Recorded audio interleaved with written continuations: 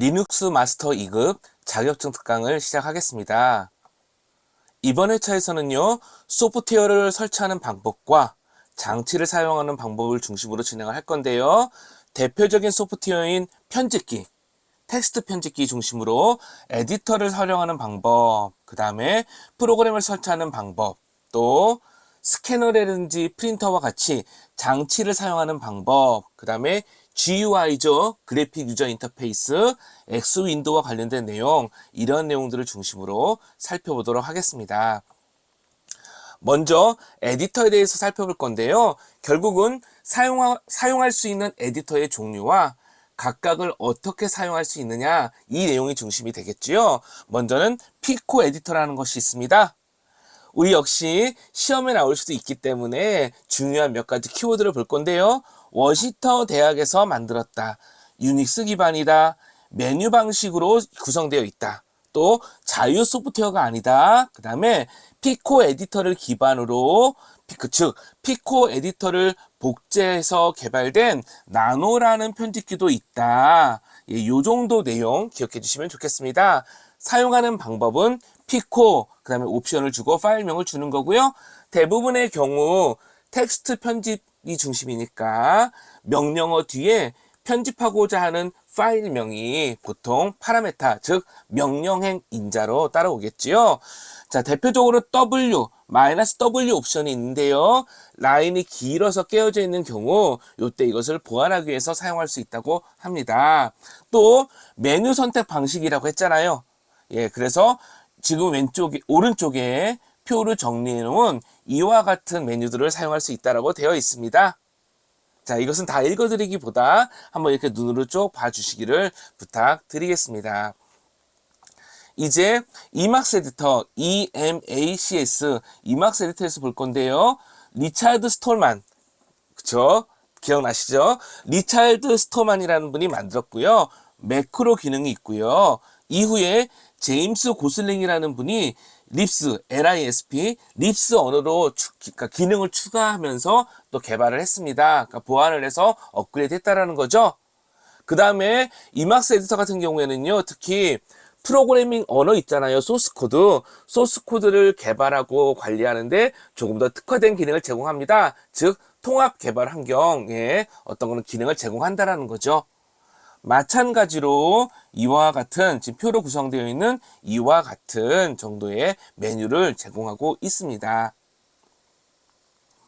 아마도 좀 이런 내용들 있잖아요. 조금 전에 봤던 피코 에디터라든지 또 지금 보는 이막스 에디터와 같이 이런 메뉴와 연결해서 각각의 편집기에서 특정한 기능을 수행하는 메뉴는 무엇이냐 이렇게 물어볼 수도 있거든요. 우리 또 시험을 보고 있기 때문에 글쎄 그것까지 생각하면 이 내용도 어떻게 보면 암기를 해야 되지 않을까 싶기도 하지만 또 지금은 이걸 다 암기하자라고 다 읽기보다 이런 내용이 있다 정도 확인하고 넘어가는 거로 일단 그렇게 진행을 하겠습니다. 그 다음에 VI 편집기가 있습니다. VI 편집기의 주요한 특징은요, 눈에 보이는 어떤 메뉴가 보인다기보다 명령 모드, 입력 모드, 편집 모드, 이와 같이 모드가 전환되면서 텍스트 파일을 편집할 수 있고요. 무엇보다 리눅스 배포판의 기본으로 포함되어 있습니다. 즉 대부분의 리눅스 배포판에서 VI 편집기는 추가 설치가 필요 없이 사용할 수 있다는 거죠. 그래서 VI 편집기 같은 경우에는 다소 다른 편집기들 비해서 조금 어렵다. 왜냐하면 눈에 바로 보이는 어떤 메뉴가 없으니까 다소 어렵다 하더라도 기본적으로 사용하는 방식을 익혀 놓으시는 것이 실제 우리 진행할 때, 현업에서 진행할 때는 도움이 되고는 합니다. 사용하는 방법은요, VI 한 다음에 파일명 이렇게 해가지고 편집을 시작하게 되고요. 기본 명령을 입력받을 수 있는 명령어 상태, 즉 그 명령어 입력받는 상태 있잖아요. 예, 그 상태 시작을 하게 되고요. 그 다음에 편집 모드, 입력 모드, 그 다음에 명령 모드를 각각의 상태에 따라서 전환되면서 사용하게 되어 있습니다. I라는 키워드를 보통 키보드 단축키 같은 건데요. I라는 것을 딱 입력하는 순간 입력 명령, 입력 상태로 전환하게 되고요. ESC로 명령 상태로 다시 명령어 상태에 다시 돌아올 수 있게 되고요. 명령어 모두 말하는 겁니다. 그 다음에 콜론 한 다음에 W 그러면 저장, 콜론 한 다음에 Q 그러면 종료. 수정 없이 그냥 내가 종료하고 싶다. 지금 내가 편집하는 거 무시하고 싶다. 그러면 콜론 한 다음에 Q하고 느낌표 이런 식으로 해가지고 수정사항 반영 없이 강제로 종료할 수도 있습니다. 또한 VIM 에디터가 있는데요. VI 편집기가 호환이 되면서 그러니까 색상이 들어갑니다. 그러니까 컬러가 들어가서 가독성, 가시성도 좀 높아지고요. 히스토리 기능, 확장 정규 표현식, 다중 되돌리기, 문법 검사와 같은 추가적인 기능을 제공하기도 합니다. 그래서 VIM 에디터도 있다. 메모 부탁드리겠습니다. 잠깐 우리 VI 에디터를 어떻게 사용하는지 한번 살펴보면 좋겠는데요. 지금 이렇게 리눅스로 접속해 있는 상황이고요. ls 명령 이 정도의 파일이 있는 상황입니다. vi 편집기로 텍스트 파일을 하나 만들어 보겠습니다. vi 한 칸 띄고 example.txt 이렇게 해서 한번 만들어 볼 거고요. 자, 이게 지금 명령 대기 상태로 들어온 상황입니다.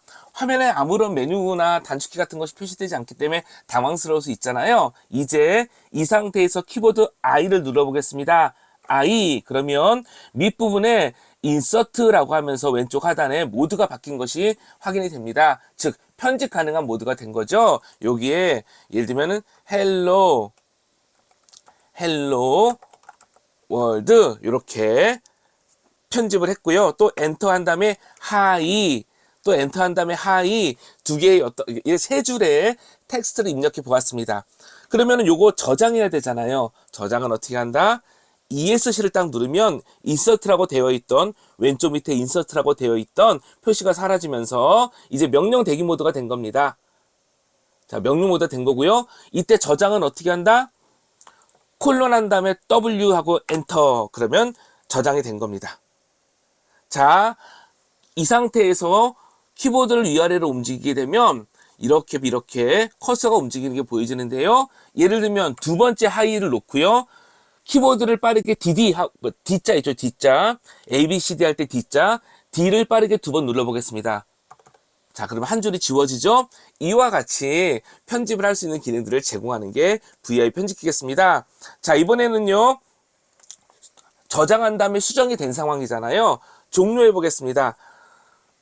콜론 한 다음에 Q 하게 되면 어떻게 나오냐면 종료할 수 없다. 왜냐하면 변경되어 있기 때문에 이렇게 나오는 거죠. 따라서 콜론 한 다음에 Q하고 느낌표 딱 죽여주면 조금 전에 수정한 내용은 저장하지 않고 강제 종료하겠다. 이런 상황이 된 겁니다. 한번 example.txt를 화면으로 표시해 볼까요? cat example.txt 엔터 그러면 조금 전에 편집한 내용이 잘 이렇게 화면에 표시가 되었습니다. 이와 같은 방식으로 VI 편집기를 사용할 수 있습니다. 참고 부탁드리겠습니다. 이제 또 많이 사용되는 에디터인 나노 에디터를 보겠습니다. 나노 에디터 같은 경우에는요. 단축키가 메뉴 형식으로 화면에 표시가 됩니다. 자, 여기 보시면은요. 밑에 이렇게 단축키가 보여지는 것들이 확인이 됩니다. 그렇죠, 이렇게. 그래서 직관적으로 예를 들면은 컨트롤하고 O를 누른다 그러면 파일로 저장되거나 컨트롤하고 X를 누른다 그러면 종료하거나 이러한 것들이 제공이 되는 거죠.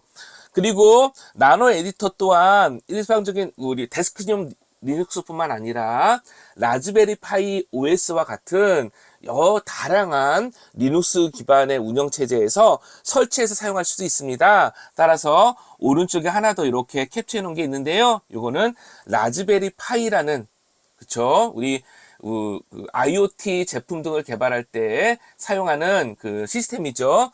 그 안에 들어가 있는 리눅스 기반의 운영 체제에서 나노를 이용해서 소스 코드를 편집하는 내용도 이렇게 한번 캡처해 보았습니다. 역시 이것도 한번 우리 사용법을 간단하게 살펴보도록 하겠습니다.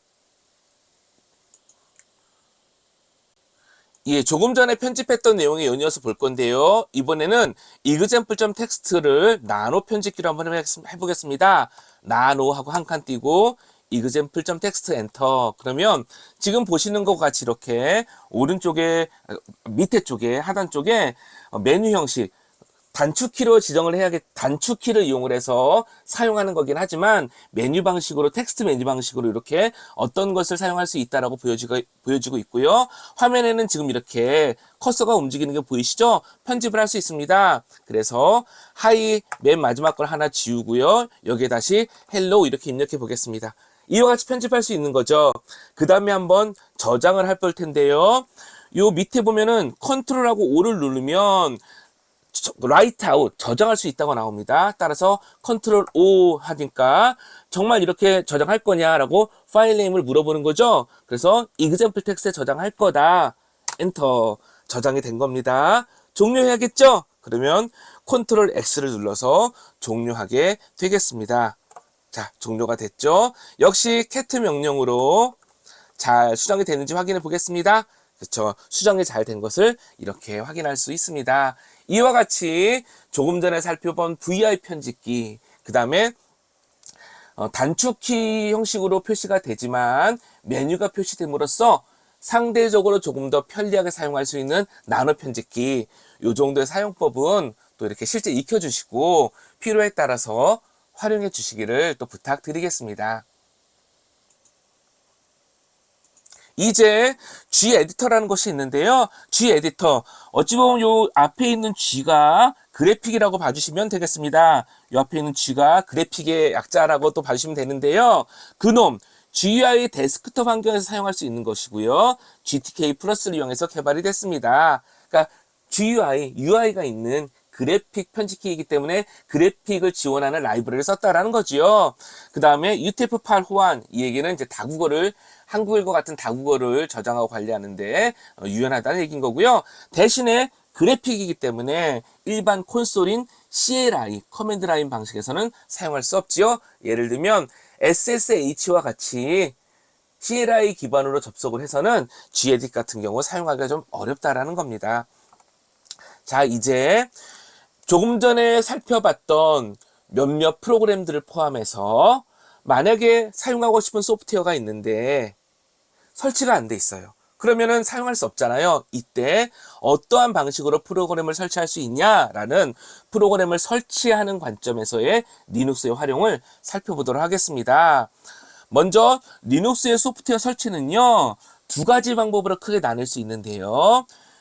배포판에서 제공하고 있는 패키지 매니저 혹은 레파지토리 등을 이용을 해서 패키지를 명령으로 설치해서 사용하는 방법이 있고요. 또 하나, 오픈소스, 프리 소프트웨어가 또 많이 있잖아요. 그렇기 때문에 제공되는 소스 코드를 직접 컴파일해서 사용하는 경우도 있습니다. 일반적으로는 패키지를 설치해서 사용하는 방식을 따를 거고요. 예를 들면 아파치 웹서버라든지 특정한 서비스 또는 특정한 기능은 예를 들면 버그에 대한 패치, 또 보안적인 문제를 개선한 가장 최신의 기능을 빠르게 적용해서 사용하고 싶다. 또는 내가 특별한 이유 때문에 프로그램의 동작을 나름대로 컨피규레이션 설정해서 사용해야 된다. 이럴 경우에는 소스 코드를 직접 컴파일해서 사용하는 경우도 있습니다. 먼저 패키지 관리 프로그램을 볼 건데요. 리눅스 배포판을 크게 데비안 계열, 레드햇 계열 이렇게 나눌 수 있습니다. 데비안 계열과 레드햇 계열로 나눌 수 있는데요. 이때 사용할 때 데비안 계열 같은 경우 대표적으로 우분투가 데비안 계열에 속해 있습니다. 대표적인 패키지 관리 툴로요. apt-get 또는 apt 이런 것들을 사용할 수 있고요. 그 다음에 레드햇 계열, CentOS라든지 레드햇 리눅스가 대표적으로 레드햇 계열에 속해 있는데요. 패키지 관리 툴로 대표적으로 YUM 등이 있습니다. 이렇게 패키지 배포판마다 대표적으로 사용하는 패키지 관리 툴이 이렇게 나눠져 있다도 체크해 주시면 좋겠습니다. 당연히 apt-get 우분투니까, YUM CentOS니까 또 많이 사용하는 리눅스 배포판이 우분투 CentOS가 있으니 apt-get과 YUM 정도는 필요하면 사용할 수 있겠구나 정도로 한번 우리 진행할 때도 좀 봐주시고요. 필요하시면은 블로그 등을 찾으셔서 인터넷 검색을 통해서 사용법을 보시면 좋겠습니다. 예를 들면 이거예요. 나는 지금 우분투를 사용하고 있는데 예를 들면 조금 전에 봤던 나노라는 편집기가 없어. 그러면 apt 혹은 apt-get을 이용을 해서 설치하겠구나. 보통 설치는 옵션이 인스톨이라는 명령을 이용합니다. 인스톨이 되겠습니다. apt-get 한 칸 띄고 인스톨, 한 칸 띄고 패키지 이름, 이런 식으로 설치하겠구나. 마찬가지로 나는 지금 CentOS인 상황인데 프로그램이 필요해. 그러면 yum 한 칸 띄고 인스톨 한 칸 띄고 패키지 이름, 이런 식으로 설치했을 수 있구나. 이런 식으로 검색 등을 통해서 한번 활용해 가시면 좋겠습니다. 제가 검색이라는 키워드를 자꾸 이야기 드리는 이유는요, yum이라는 명령어, apt-get 혹은 apt 명령어, 이 정도 우리가 기억할 수 있지만 내가 필요한 것을 설치해서 사용하기 위한 패키지 이름, 서비스 이름은 이 배포판마다 조금씩 다를 수 있거든요. 똑같은 아파치 웹서버라도 배포판마다 패키지명이 다를 수 있습니다. 서비스 데모명이 다를 수 있습니다. 따라서 처음 진행할 때는, 익숙하지 않을 때는 검색을 통해 가지고 정확히 내가 설치해서 사용해야 될 패키지가 무엇이냐, 이것을 확인하는 게 예제와 함께 확인해 주시고 활용해 주시는 게 조금 더 도움이 된다고 이야기 드리겠습니다. 자, 이제 프로그램을 설치할 수 있는 여러 가지 명령을 볼 건데요. 지금부터는 정말 현업에서는 필요하시면은 검색 등을 통해서 예제 중심으로 활용해 가시길 당부드리는 거고요. 우리 시험을 볼 때에는 각각의 이런 명령어가 있구나, 혹시라도 중요한 옵션이 무엇이구나, 이 정도를 기억해 주시면 좋겠습니다. 먼저 RPM, 레디엣 패키지 매니저가 있습니다. RPM이 사용하고 있는 패키지 파일인데요. 그러니까 패키지 파일을 이용을 해서 RPM 명령으로 설치하게 되는 겁니다. 패키지 파일이라는 것이 내 리눅스 PC 안에 지금 존재하는 거예요. 그 패키지의 확장명이 .rpm이 되겠습니다. 대표적으로 우리 메일을 보낼 때 사용하는 샌드메일이라는 그 프로그램이 있는데요. 그 패키지명이 패키지 파일명 말하는 겁니다. 파일명이 sendmail 8.12.3-5.fg11.i586.rpm 이런 식의 실제 파일로 존재할 수 있습니다. 참고로 이 파일 형식은, 이름의 형식은요, 패키지명, 그 다음에 버전명, 참고로 버전명은요, 메이저 버전이라고 얘기하는 주 버전, 그 다음에 마이너 버전이라고 말하는 부버전, 그 다음에 소소한 패치를 의미하는 패치 번호, 이렇게 나눠져 있습니다. 그 다음에 릴리즈 번호가 있고요. 만약에 페도라 버전이라고 하면 이 패키지가 페도라에서 사용하는 거라 그러면 FC 이런 식으로 해서 페도라 버전이 명시가 되고, 그 다음에 i586이죠? 아키텍처 버전이 되겠습니다. 예를 들면 인텔 CPU에서 돌아갈 수 있냐, 이런 것들이 되겠죠. 또 다른 예를 보겠습니다. 커널 같은 경우 커널 3.5.0-327.el7.x86_x64rpm 이런 식으로 또 존재할 수 있는데요. 마찬가지로 패키지명과 버전명, 그 다음에 릴리즈 번호, 그 다음에 CentOS의 경우는 이렇게 CentOS 버전 EL7, CentOS 7이라는 얘기죠. 그 다음에 아키텍처, 이와 같은 형식에 준해서 파일명이 존재합니다. 그러면은 이러한 어떤 패키지 파일을 대상으로 RPM 명령을 어떻게 사용하느냐? RPM 옵션 패키지명이 되겠습니다. 결국은 어떤 옵션을 사용할 수 있냐가 핵심이 되겠지요. -i로 설치할 수 있다. -u로 업그레이드 할 수 있다. 그 다음에 -q 옵션으로 설치 여부를 확인할 수 있고, -v 옵션으로 진행 메시지를 표시할 수 있다. 그 다음에 패키지 변조, 그러니까 실제 패키지가 변경되는지 안 됐는지를 확인할 수 있는데요. -v 옵션으로 검증할 수 있고, -a 옵션으로 검증을 할 때 모든 패키지를 검사한다. 이런 어떤 옵션들이 이제 사용할 수 있는 거죠. 검증을 한다 그러면은 결과 코드가 나오겠죠.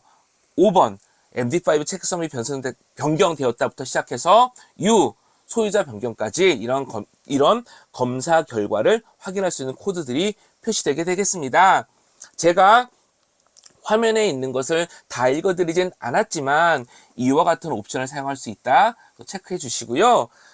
역시 단순히 우리가 현업에서 리눅스를 사용하기 위해서 우리 과정에서 지금 리눅스를 공부한다 그러면 이런 거 쓸 수 있구나 정도만 기억을 하셨다가 필요에 따라서 인터넷 검색 혹은 매뉴얼과 참고 도서 등을 활용해서 커맨드를 이용해서 패키지를 설치해 줄 수 있으시면 되는데요.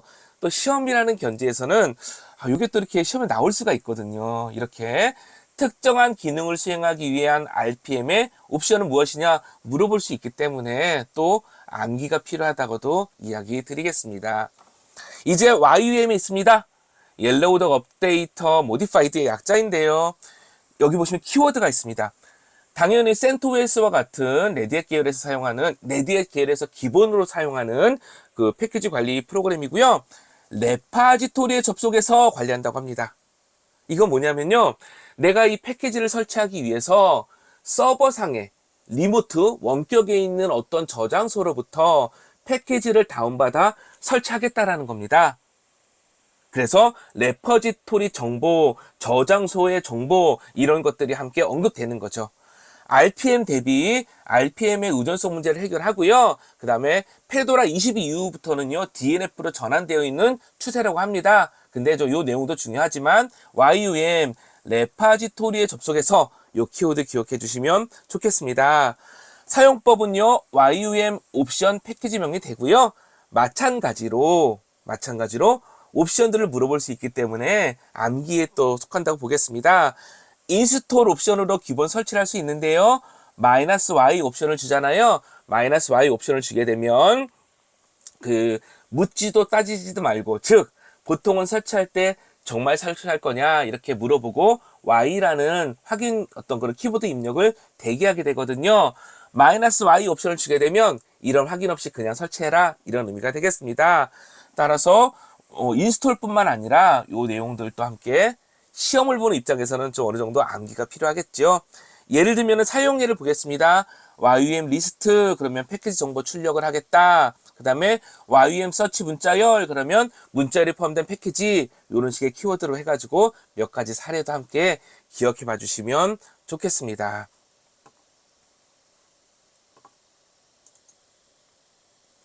우리 이번에 CentOS거든요. CentOS 상에서 YUM 명령으로 서비스 패키지를 설치하는 거 한번 같이 살펴보겠습니다.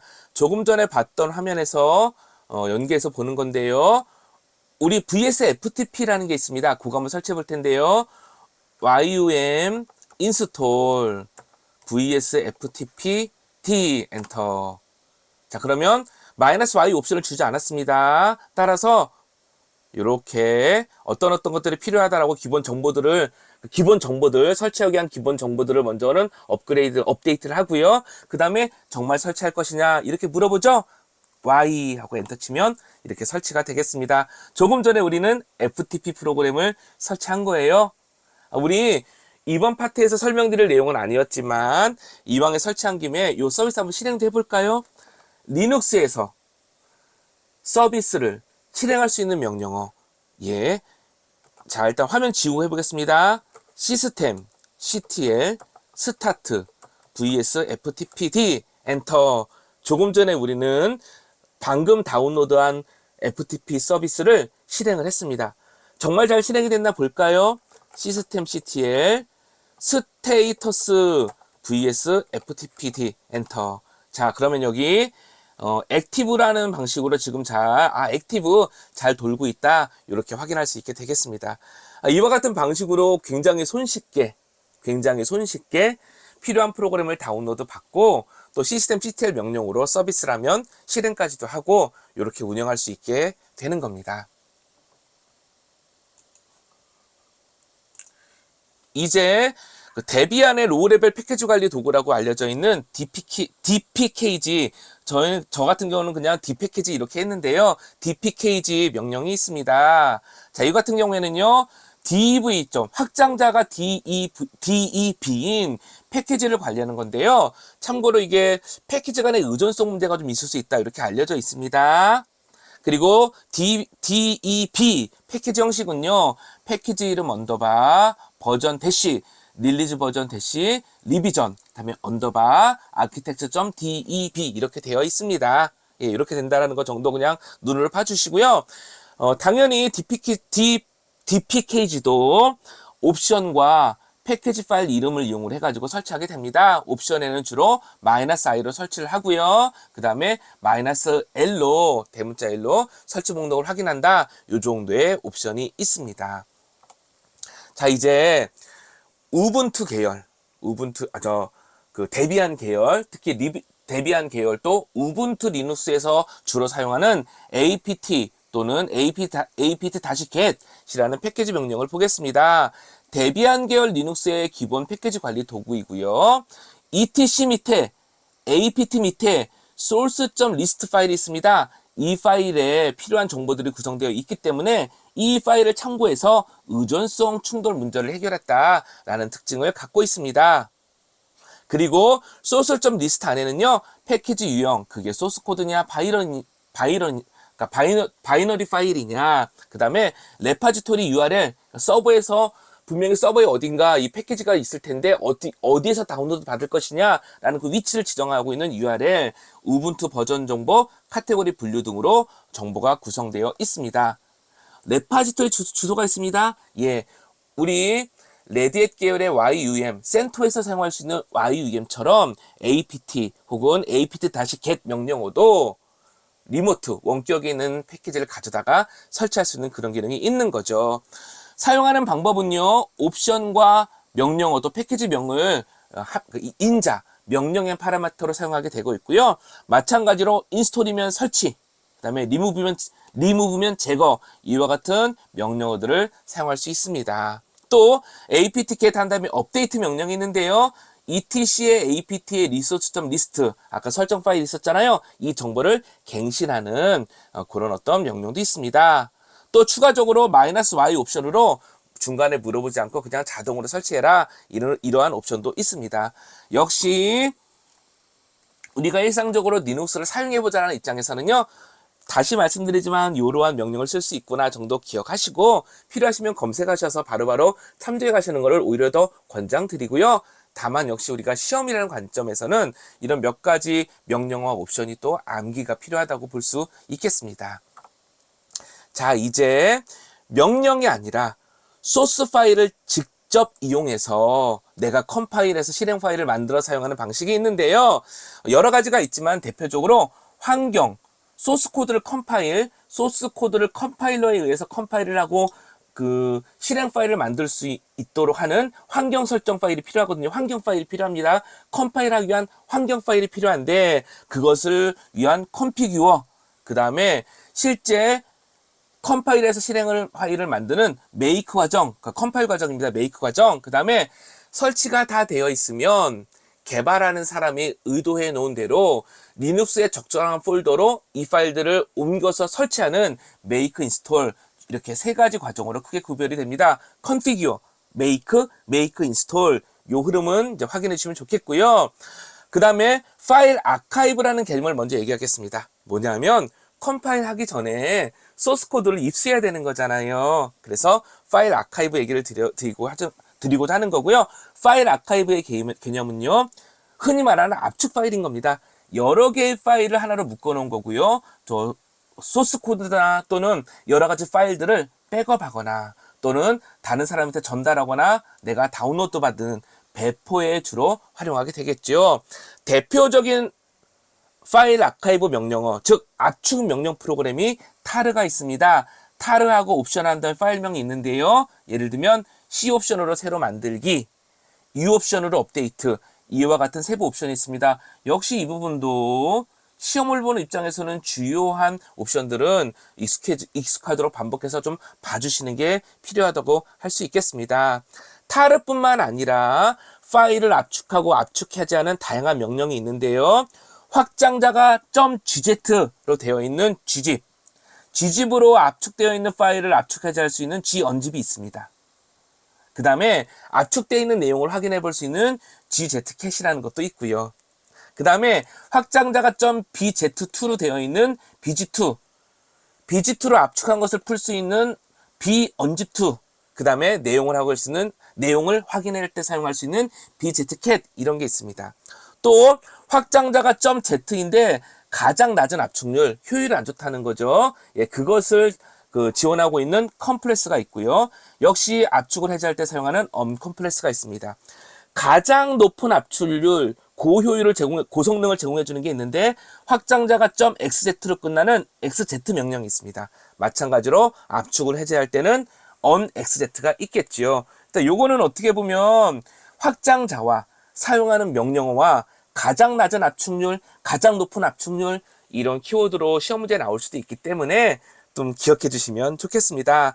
또 이러한 명령어들은요, 주로 -d 옵션을 이용하면 압축 파일을 해제할 수 있습니다. 예를 들면은 gzip, gzip 있잖아요. -d 옵션을 주게 되면 압축을 해제할 수도 있다라는 겁니다. gunzip을 사용하지 않더라도요. 또 일반적으로 모든 명령이 그런 것은 아니지만 일반적으로 -v 옵션을 주면 압축과 관련된 진행 과정을 표시할 수도 있습니다. 자, 이제 조금 전에 말씀드린 configure, compile, 그다음에 설치, configure, make 인스톨의 주요한 내용을 살펴보겠습니다. 먼저는요, 여기 점하고 슬래시 되어 있죠? 현재 폴더 안에서 실행하겠다는 겁니다. 소스 코드를 압축 해제하면요, 그 안에 설정을 위한 여러 가지 정보들이 있는데 그 안에서 configure 명령을 실행을 한다는 겁니다. 그러면 make 파일이라는 것이 만들어집니다. 그리고 이 configure에서도요, 설정 파일의 여러 가지 요소들을 적용해서 make 파일을 만들 수 있도록 여러 가지 옵션을 함께 사용할 수도 있습니다. configure의 결과는 뭐다? make 파일이다. make 파일이 뭐다? 컴파일 할 때 참고할 수 있는 정보들이 있는 거다. 자, 그러면 make 파일을 기반으로 소스 코드를 컴파일 할 수 있게 되겠죠? 그때 사용하는 게 make가 되겠습니다.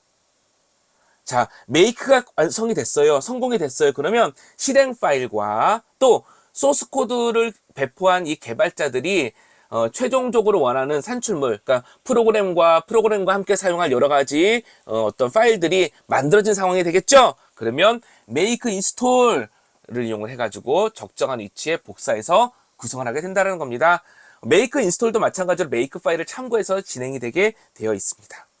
또 CMake라는 게 있거든요. 앞에 C가 붙었어요. 크로스 플랫폼 make의 약자인데요. 운영체제별로 make 파일을 만들기도 하고요. 의존관계를 분석하거나 다양한 개발 환경도 지원하고요. 그 다음에 타임 스태프를 이용해서 변경 혹은 변화된 내용도 확인할 수 있는 그런 부가적인 기능도 함께 제공한다고 합니다. CMake라는 것도 이렇게 그냥 이 기회에 체크해 주시면 좋겠습니다. 자, 이제 소프트웨어는 됐고요. 장치를 보겠습니다. 리눅스에서 다양한 장치를 사용할 수 있는데 이러한 장치들을 종류별로 관리하는 시스템이 뭐가 있는지, 관련 명령은 무엇이 있는지 살펴보겠습니다. 역시 우리가 리눅스에다가 여러 가지 장치를 달고 사운드 카드를 장착을 해서 활용하고 이런 게 아니라 그러면 또 많이 사용할 그런 명령은 아니지만 시험 문제에는 내기에 딱 좋은 내용입니다. 왜냐하면 내용이 많지 않음에도 불구하고 명확하게 물어볼 수 있는 그런 지식들이 있기 때문이죠. 그래서 우리는 또 이렇게 시험을 본다라는 암기 차원에서 또 같이 보도록 하겠습니다. 프린터 인쇄 시스템은요, LPRNG와 컵스라고도 하는데요, CUPS 시스템이 있습니다. LPRNG는요, 리눅스 초기에 많이 사용됐고요. 라인 프린터 데몬 프로토콜을 이용해서 스플링이나 네트워크 프린트를 지원하는 그런 특징을 갖고 있다고 합니다. 설정 파일, 이런 거 물어보기 좋겠죠? ETC 밑에 프린터 캡, 이 설정 파일이 있습니다. 컵스, 조금 더 많이 이제 우리가 시험도 그렇고 현업에서도 그렇고 조금 더 많이 들어볼 만한 내용인데요. 컵스가 있습니다. 커먼 유니스 프린트 시스템의 약자이고요. 애플이 키워드입니다. 애플이 주도했다는 거죠. HTTP 프로토콜 기반의 인터넷 프린팅 프로토콜, 인터넷입니다. 네트워크로 연결해서 프린터를 쓸 수 있도록 지원을 해준다는 겁니다. 포트는 631 포트를 쓴다고 합니다.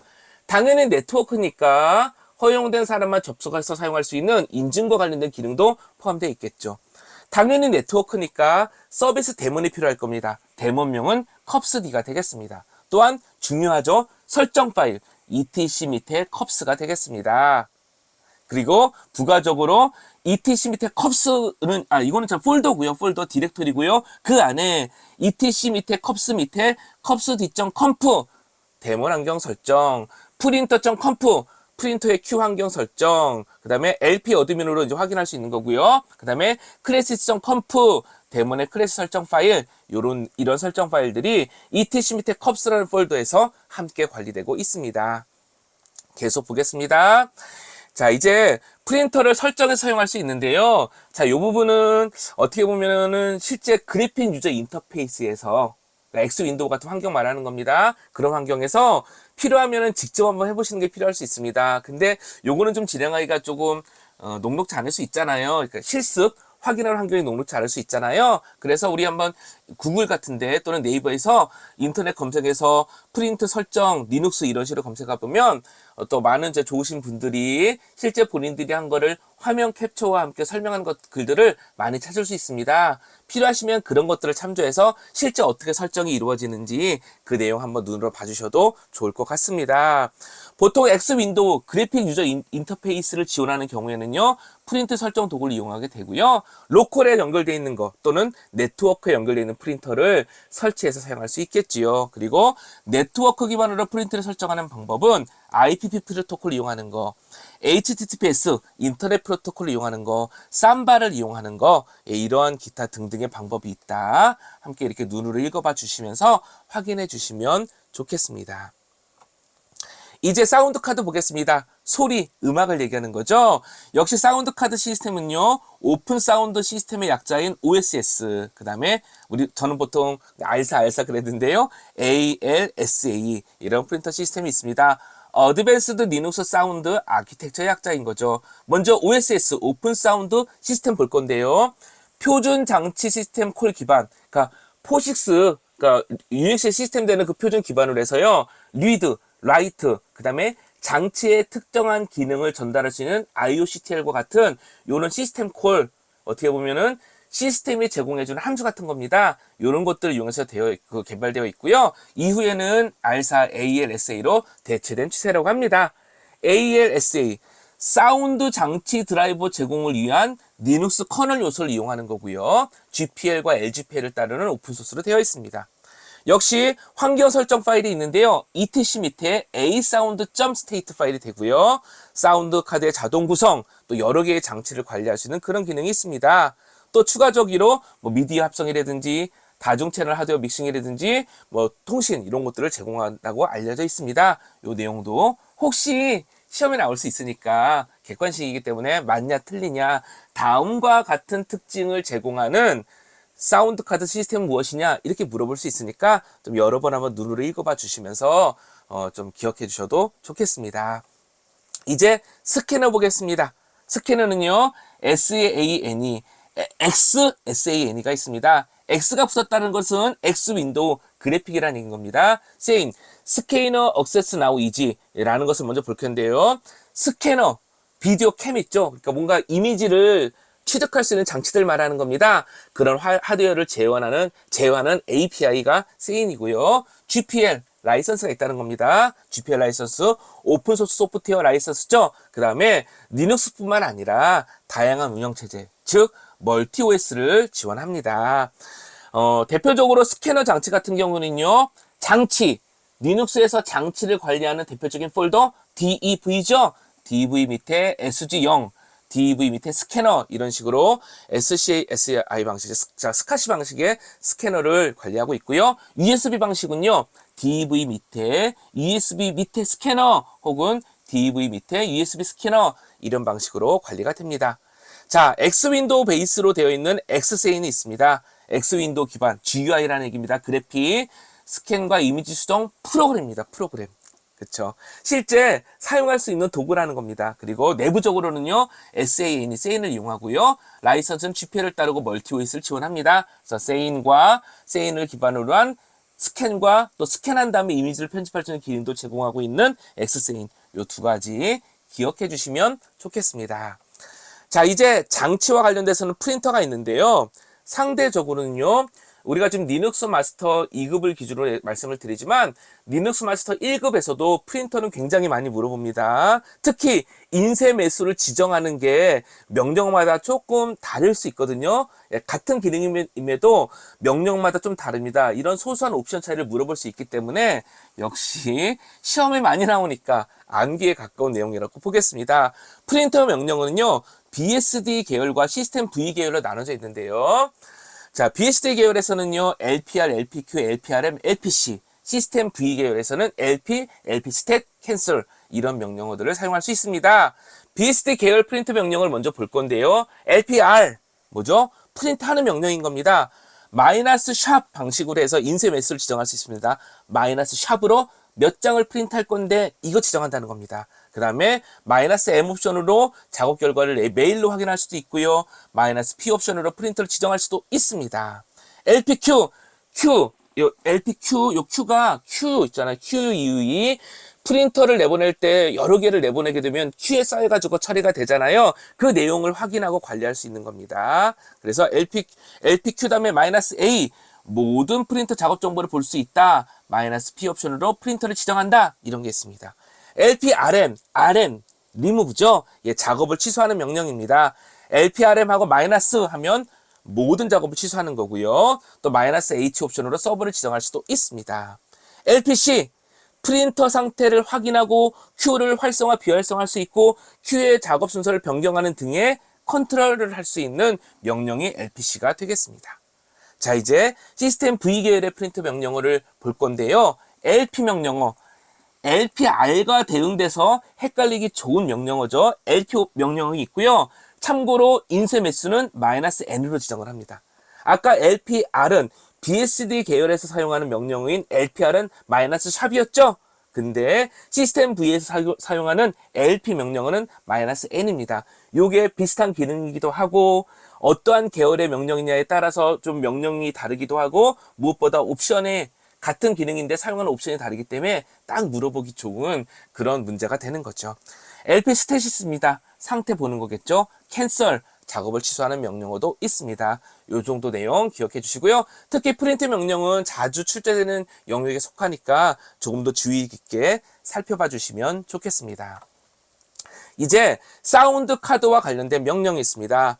ALS, ACTL, 그러니까 ALSA, CTL, CTL은 컨트롤 약자겠죠. ALSA, CTL, ALSA, 알사라고 하겠습니다. 믹서, 그 다음에 CD, PARA, NOIA. 이거 뭐냐면요. 예전에 우리 CD 리퍼라는 프로그램이 있었습니다. 얘는 뭐냐면요. 우리 음악 CD 같은 경우에는 음악 CD에 있는 내용을 MP3로 같은 거로 이렇게 추출하는 프로그램들이 있었거든요. 그 기능을 수행하는 명령이 되겠습니다. RSACTL, ALSA 컨트롤 명령어, 마이너스 D 옵션으로 디버그, 마이너스 F 옵션으로 환경 설정 파일을 지정할 수 있다고 합니다. 그다음에 명령이 뒤에 이제 파라미터로 가는데요. 스토어는 현재 상태를 환경 설정 파일에 저장해라. 리스토어는 그 저장해놨던 환경 설정 파일을 읽어들여서 적용해라. 인인 명령으로 초기화해라. 이런 것들이 옵션과 명령으로 함께 사용될 수 있습니다. R3 믹서 같은 경우는요. NC 컬서스가 있습니다. 이런 라이브러리를 기반으로 한 오디오 프로그램이 되겠고요. CD 파라노 IA 어떻게 읽어야 될까요? CD PARANOIA입니다. 옵션을 주어서 오디오 CD로부터 음악을 추출할 수 있습니다. 마이너스 W는 웨이브로 추출해라. 마이너스 A 옵션이 있고요. 마이너스 B 옵션 등이 있습니다. 이렇게 기억해 주시면 좋겠습니다. 역시 많이 사용하는 어떤 그런 일상적으로 우리 리눅스 같은 경우에는 보통 데스크탑, 요즘에는 리눅스를 실제 이제 우리가 개인용 PC를 사용하자, 개발 PC를 사용하자 많이 그렇게 사용하기도 합니다. 하지만 주로 리눅스는 이제 서비스 운영할 때 더 많이 사용되잖아요. 따라서 이렇게 사운드 카드 명령 이런 것들을 직접 입력할 일은 상대적으로 많지 않다고도 볼 수 있습니다. 하지만 우리는 또 시험을 보니까 주요한 명령의 특징 정도는 기억, 가로하고 암기라고 하겠습니다. 예, 그렇게 접근하는 것이 필요할 수 있겠습니다. 이제 스캐너 명령을 보겠습니다. sein find 그 스캐너 명령이 있고요. 자, 이거 같은 경우에는요, 그 스캐너를 찾는 명령이 되겠습니다. 그래서 마이너스 Q 옵션으로 스캐너 지정해 놓은 어떤 장치 대상할 수 있고요. 마이너스 V 옵션으로 자세한 정보. 그 다음에 마이너스 P 옵션으로 시리얼 포트에 연결되어 있는, 그러니까 시리얼 방식으로 연결되어 있는, 직렬 통신 방식으로 연결되어 있는 스캐너만 대상을 하겠다. 이런 옵션 줄 수 있고요. 스캔 이미지, 뭘까요? 예, 이미지 캡처하는 겁니다. 스캐닝하는 겁니다. 그래서 마이너스 포맷 옵션으로 이미지 형식을 지정할 수도 있습니다. 마이너스 L 옵션으로 사용 가능한 스캐너 목록도 확인할 수 있고요. 다음에 스캔 ADF 명령도 있는데요. 자동 문서 공급 장치가 달려있는 스캐너에서 여러 장을 동시에 스캔할 수 있는 그런 기능을 제공합니다. 또 엑스캠이 있습니다. 이건 GUI 방식, 그러니까 그래픽 유저 인터페이스 방식에서 동작하는 명령인데요. 스캐너나 카메라로부터 이미지를 스캔, 캡처하는 그런 기능을 갖는다는 거죠. 자, 이제 그래픽 유저 인터페이스와 관련된 X윈도우를 보겠습니다. X윈도우가 무엇이냐? 키워드가 있죠. GUI다. 플랫폼 독립적이라고 한다. X윈도우를 또 다르게 X11, X11, X윈도우의 시스템이라고도 한다. 그 다음에 X.org 오픈그룹에서 주도해가고 있다. 이런 것이 되겠습니다. 또 X 프로토콜이라는 게 있는데요. 사실은 클라이언트 서버 기반 시스템으로 움직입니다. 왜냐면요. 또 리눅스는 원격에서 접속해서 사용하잖아요. 그래서 마치 윈도우로 따지면 원격 데스크탑 프로그램처럼 원격으로 접속해서 GUI 방식으로 사용할 수 있다. 따라서 클라이언트 서버 시스템 X 프로토콜을 이용한다라는 겁니다. 서버의 역할이 있습니다. 여러 대의 클라이언트의 접근을 제어해줘야겠죠. 또 자원도 공유해줘야 될 거고요. 메시지를 전달하거나 입출력 장치들과의 연계 이런 것들을 지원해주는 게 필요하고요. 클라이언트는요. 이 시스템을 사용할 수 있는 이러한 X윈도우를 사용할 수 있는 응용 프로그램이 있습니다. 어플리케이션을 이용해서 X서버에 접속하고 기능을 이용하게 되겠지요. 그리고 또 이제 X윈도우와 관련해서는요. 오픈 데스크톱 환경, 그러니까 나는 어떠한 방식의 GUI, X윈도우 플랫폼을 사용하냐 그 얘기가 있는데요. KD, 그놈, XFC 같은 것이 있습니다.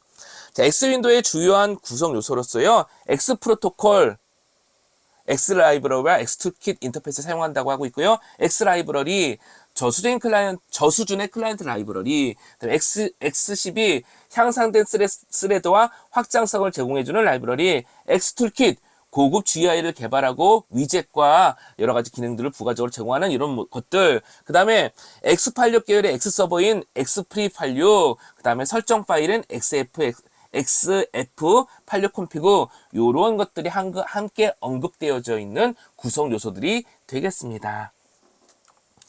그 다음에 환경 설정, etc 밑에 init 탭에 들어가 있고요.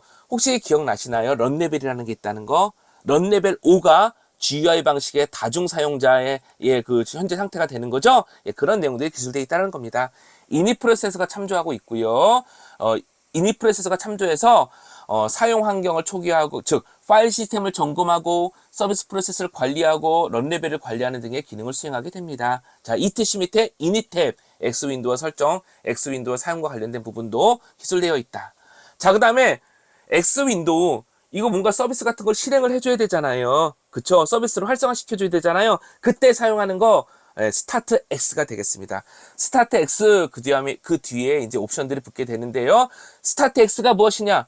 시스템 환경을 초기화하고 X 이닛을 내부적으로 실행하는 일종의 스크립트, 여러 가지 명령을 모아놓은 스크립트 파일이 되겠습니다.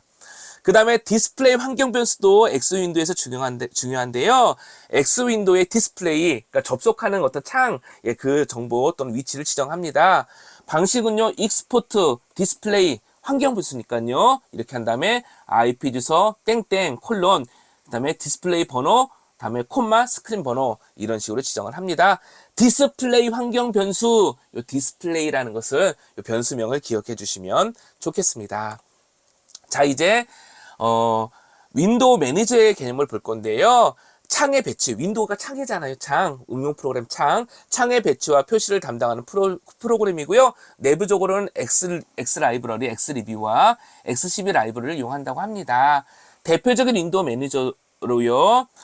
여기 뭐라고 읽어야 될지 좀 모르겠는데, ENLIGATT-MENT, 그놈의 기본 윈도우 매니저, KWM, KD 버전 1점대의 기본 윈도우 매니저, 이런 것들이 있다고 합니다.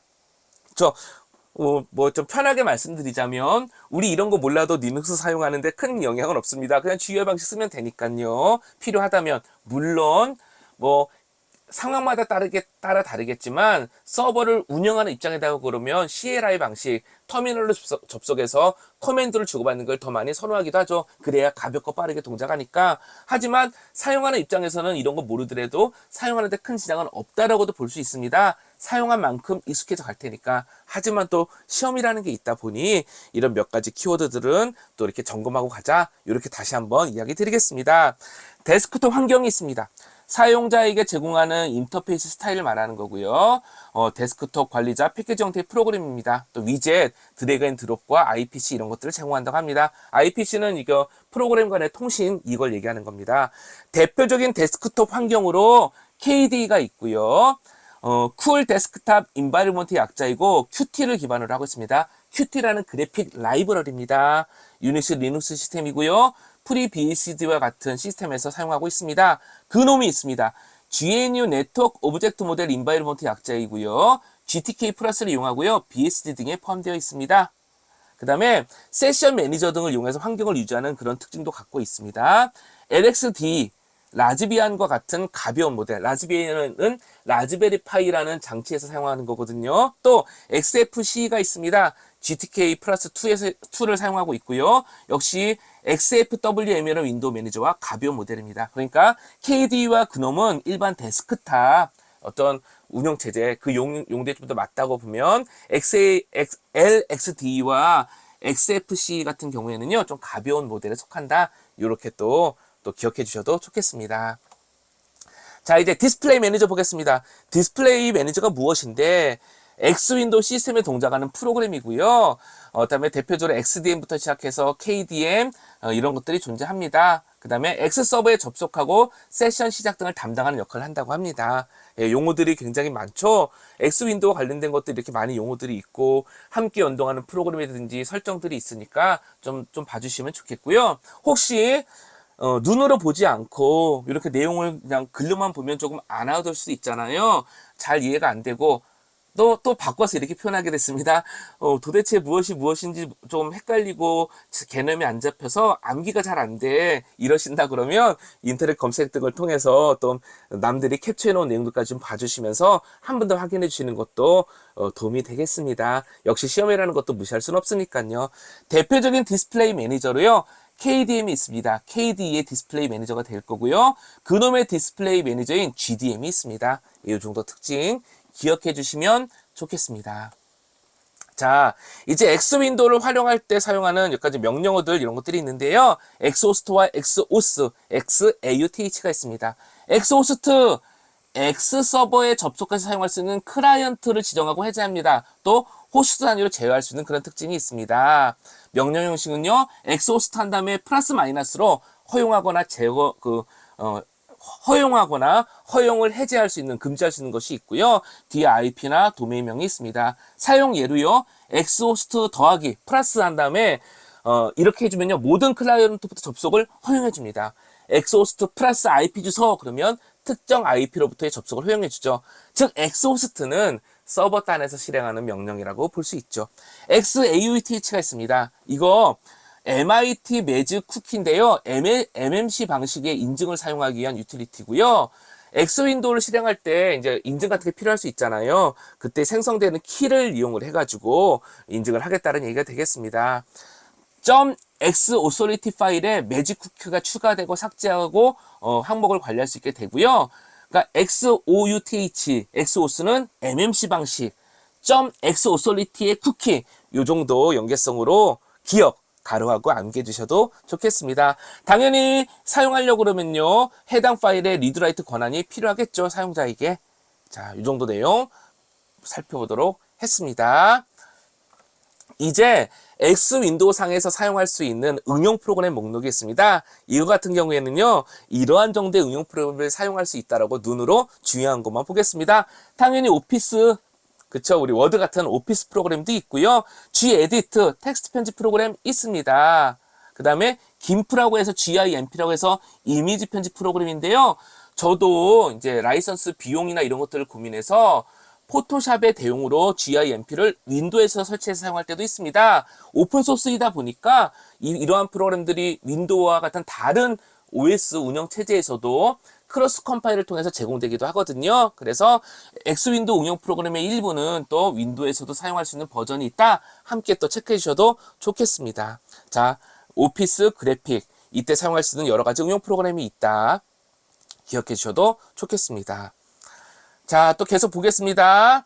그 다음에 여기 보시면은 뭐 돌핀이라고 해서 KD용 파일 관리자 프로그램도 있다. K 스냅샷이라고 해서 스크린샷을 하는 프로그램도 있다. 이 정도까지 살펴봤습니다. 여기까지 해서 이제 오늘 과정 마무리 질 건데요. 역시 평소에는 많이 사용하지 않아도 되는 그런 여러 가지 것들이 있기 때문에 다소 너무 개념적이고 추상적이다, 잘 와닿지 않는다 이럴 수도 있습니다. 하지만 시험이라는 부분에서는 물어보기에 딱 좋은 그런 내용들을 담고 있기 때문에 필요하시면은 좀 검색 등을 통해서 눈으로 사례들을 좀 직접 확인해 가시면서라도 조금 더 익숙해져 지셨으면 좋겠습니다. 잘 들어주셔서 감사합니다.